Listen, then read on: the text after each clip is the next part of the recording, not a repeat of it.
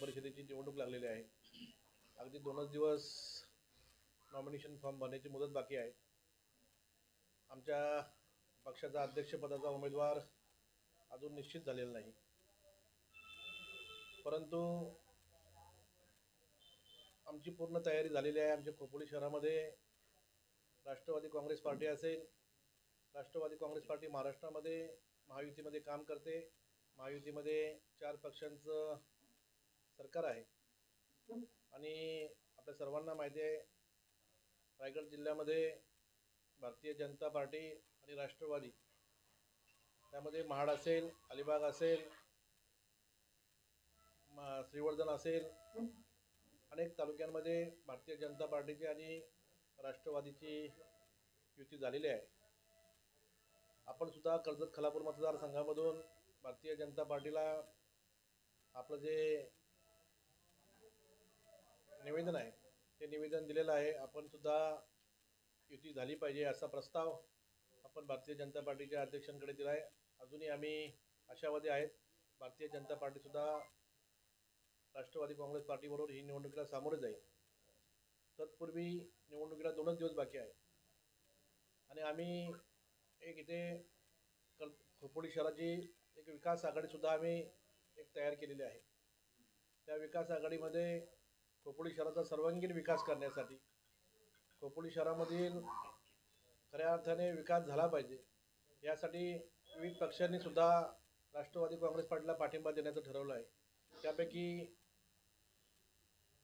उद्धव बाळासाहेब ठाकरे शिवसेनेने सुद्धा राष्ट्रवादी काँग्रेस पार्टीला पाठिंबा दिलेला आहे आणि आम्ही भारतीय जनता पार्टीचा आमच्याबरोबर येईल असा आम्ही आशावादी आहेत. आम्ही आदरणीय फडणवीस साहेब असतील, महाराष्ट्र राज्याचे प्रदेश अध्यक्ष रवींद्र चव्हाण साहेब असतील, यांच्या माध्यमातून वसंतदादा ठाकूर असतील, त्यांचे जिल्हा अध्यक्ष कोळी साहेब असतील, यांना प्रस्ताव दिलेला आहे. मला वाटते 2 दिवसामध्ये त्यांनी जर आपल्याला पाठिंबा दिला तर भारतीय जनता पार्टी, राष्ट्रवादी आणि शिवसेना अशा माध्यमातून, उद्धव बाळासाहेब ठाकरे शिवसेना या माध्यमातून आम्ही खऱ्या अर्थाने निवडणुकीला सामोरे जाणार आहोत. परंतु आता वेळ खूप कमी असल्यामुळे अध्यक्षपदाचा उमेदवार जाहीर करणं गरजेचं आहे. सर्व कार्यकर्त्यांची भूमिका आहे का आपण जास्त वेळ थांबू शकत नाही. 2च दिवस बाकी असल्यामुळे आपल्याला आता अध्यक्षपदाचा उमेदवार जाहीर करावा लागतोय. आता मला वाटतं शासनाकडून एक परिपत्रक आलं आहे. त्या परिपत्रकामध्ये म्हटलेलं आहे का ऑनलाईन फॉर्म भरण्याच्या ऐवजी आपण ऑफलाईनसुद्धा भरू शकतो. त्यासाठी रविवारी जी सुट्टी होती ती सुट्टीसुद्धा कॅन्सल करून रविवारीसुद्धा आपण फॉर्म भरू शकतो. 2 दिवस असताना सर्व नगरसेवकांची तर आमची शिवसेना असेल, राष्ट्रवादी काँग्रेस पार्टी असेल, त्यांची आमची सर्व उमेदवारांना नगरसेवकासाठी उमेदवारांना आम्ही सर्वांची तयारी करून ठेवलेली आहे. परंतु अध्यक्षपदाची वाट आम्ही भारतीय जनता पार्टीच्या साठी वाट बघत होतो. परंतु आता 2 दिवसच राहिल्यामुळं आज आपला खोपोली नगर परिषदेचा उमेदवार आपण आमच्या सर्वांच्या कार्यकर्त्यांच्या आणि सर्व प्रमुख पदाधिकाऱ्यांच्या माध्यमातून आणि आदरणीय तटकरे साहेब असतील, आदरणीय अजितदादा असतील, यांना विचारूनच आज खऱ्या अर्थाने आम्ही खोपोली नगर परिषदेचा उमेदवार जाहीर करत आहेत.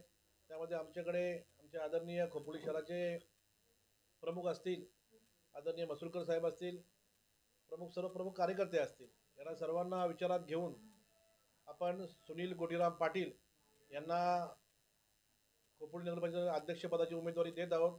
आणि उद्याच आम्ही अध्यक्षपदाची उमेदवारी दिल्यानंतर आम्ही रविवारी अर्ज भरून बाकी नगरसेवकांचा सुद्धा आम्ही अर्ज रविवारी सर्वांचा दाखल करणार आहेत. हे सर्व होत असताना सर्वांना विश्वासात घेऊन आमच्या पक्षामध्ये सर्वांचं एकमत करून आम्ही सुनील पाटलांना अध्यक्षपदाची उमेदवारी आज मी आदरणीय तटकरे साहेब असतील, आदरणीय दादा असतील, त्यांच्या माध्यमातून त्यांना विचारून आणि त्यांच्या सल्ल्याने त्यांची उमेदवारी आज जाहीर करतोय. उद्या परवा 2 दिवसामध्ये सर्व उमेदवारी जाहीर होतीलच आणि अगदी 21 तारखेपर्यंत जी मुदत आहे त्या मुदतीपर्यंत काही अपक्ष उमेदवारांनी अर्ज भरले असतील, कोणाचे अर्ज राहतील हे आपल्याला 21 तारखेला समजेल. खूप कमी